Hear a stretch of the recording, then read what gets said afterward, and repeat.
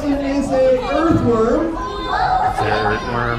You guys, make sure you guys paid attention. The possum is certainly not an earthworm. Absolutely.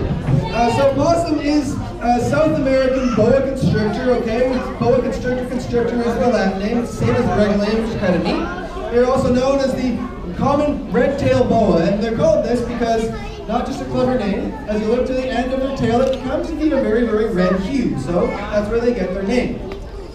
Now these are a very heavy-bodied snake, okay? I have to hold these guys in a very special manner. I have to try and support as much of their body as possible because they're not a snake that lives in trees.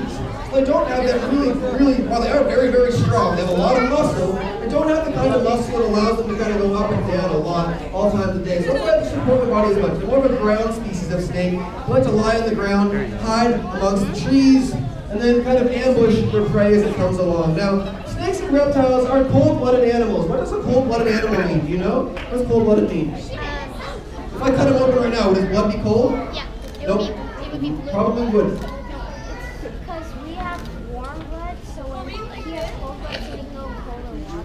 So we go colder water? That's a good guess, but that's not it. So cold-blooded means the animal can create its own body heat. You're totally right when you say that we're warm-blooded. So we have to eat 3 or 4 times a day to keep something up called our metabolism. And our metabolism takes food and turns it into energy. And this energy is basically used to create warmth for our body, okay? It keeps our body temperature high enough to keep us alive, okay? So snakes and reptiles are different. They do not have the ability to create their own body heat. They get all of their body heat from the largest source of heat in the world, the most important one that everything needs to survive. What is that giant light bulb that we use to survive? What is it called? The sun. That's exactly it. That large celestial body. That one that's giving everyone sunburns these days, and we have to use sunscreen again because of our depleting ozone layer. Terrible stuff, but totally off topic again.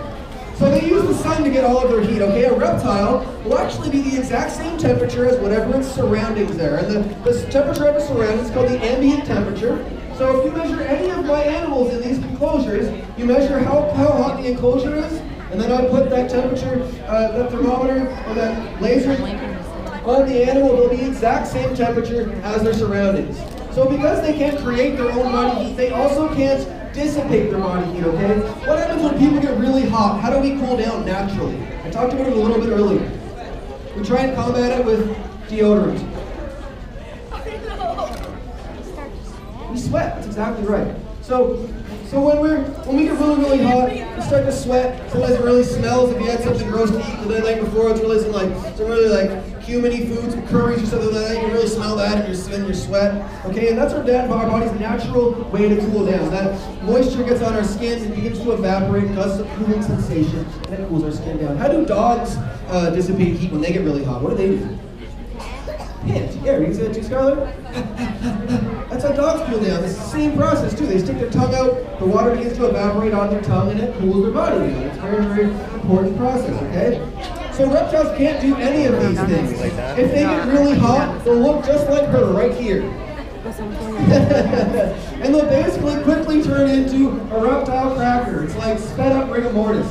It's really sad. I've seen it a few times when I was younger. Snakes my sister once got a snake and she left it in this little clear box when she was like 5, and it got stayed out in the sun, and I was so mad and bummed out at her, but she was like 5 years old. Stirring your wrath. I was only 9, I would by the way. And it was basically like you pick it up and it's just like a total cracker, totally stiff. And this can happen really, really fast. So for us, especially when we're transporting animals in baby, we have to be very conscious of how warm the environment is we're going into, okay? For in the summertime, we never leave them in direct sunlight. In fact, very, very extreme heats can be much more dangerous for these animals than cooler temperatures, okay? Reptiles have the ability to cool their body down, and when their body starts to cool down, well, they don't have the ability to cool their body down, but when their body cools down, they have the ability to basically turn off their bodily functions, okay? Their blood starts to flow slower, their metabolic processes basically stop. It's almost like they go into a hibernation mode. It's really neat. Give me a second, okay? Another thing you guys may have noticed here is that Possum's been sticking her tongue out at you guys. And she's not rude. She does this for a reason. What do you think it is? Absolutely correct, honey. That's absolutely true. So snakes can smell using their tongue, okay? They have that forked tongue, very special body part. Can you guys smell with your tongue? Skylar, can you smell with your tongue? Try it. Can you? No? Okay, can you? No? Everyone's trying. No one's working for anybody, okay? When you take your tongue, I want you to put it on the roof of your mouth and go like this. You guys feel any holes in the roof of your mouth? If you do, then you should go to a doctor because it's not supposed to be there. Snakes have 2 holes in the roof of their mouth. We don't have them. Those 2 holes are collectively known as the Jacobson's organ, okay? So when a snake sticks its tongue out, it's gathering all the same pieces of smell that are floating in the air, they're called molecules, gathers them on its tongue, pulls its tongue back in its mouth, and sticks its tongue in its Jacobson's organ. Now this transfers all the smells from its tongue to its organs and receptor sites. And when it does that, the snake is then able to smell. Okay, now I'm going to take this a step further. Why do you guys think a snake has a forked tongue? Why 2 sides? Yeah, it's a good question, isn't it? What do you think? How's it a guess? Because we have 2 nostrils, that's a really good guess, but I wish we could do with our nostrils what snakes can do with their tongue. It would be amazing. So snakes actually have a forked tongue, and with that forked tongue, they're able to tell the direction of prey or predators, just with their sense of smell, okay? It's a form of chemoreception, very similar to our smell. So when she sticks her tongue out here, she gets the smell of a rat on the left side of her tongue. She can pull that in, and it's more on the left than the right. She knows that rat is to the left, okay? And she'll go that way, very quickly. And she smells the smell of a predator on the left side of her tongue when she pulls her tongue in, and she'll go the other way and leave. So it's amazing. Imagine if we were able to selectively smell with each side of our nose to know where things were. That would be so beneficial. But we can't do it. We don't have the senses that these guys have. It's very acute. But it's also because they don't have as good of an eyesight as we do, okay? These guys see differently. And they predominantly use their sense of smell and also another sense. You know what another sense these guys might have? But you can also say what you're going to say too.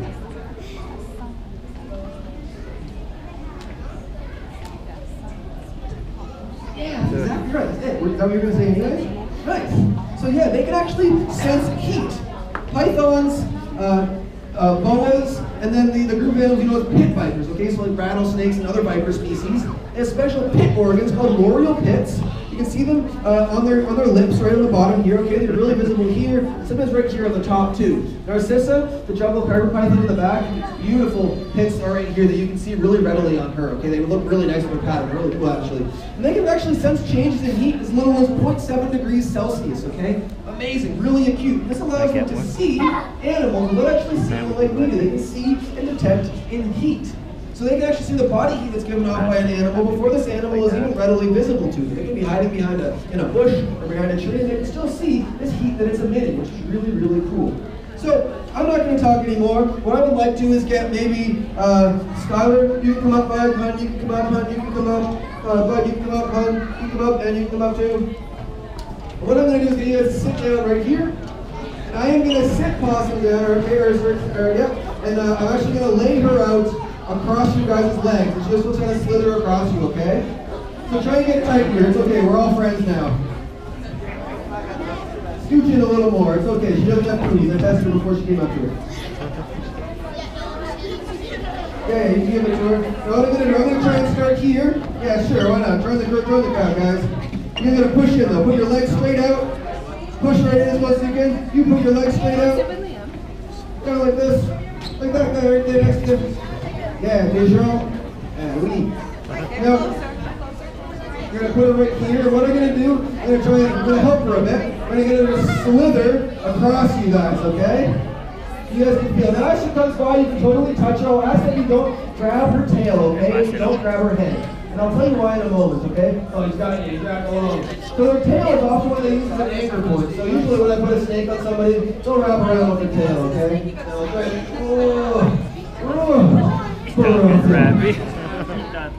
Pretty cool. You guys feel those muscles on you? Feels pretty neat, doesn't it? Awesome. Now, oh, sorry, it's got you now.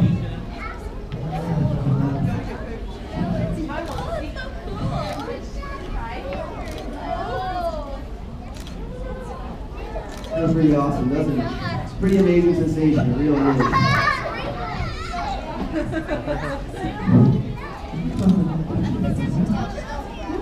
What a Mary. Good job. Excellent, guys. So I'm going to lift Possum back up right now.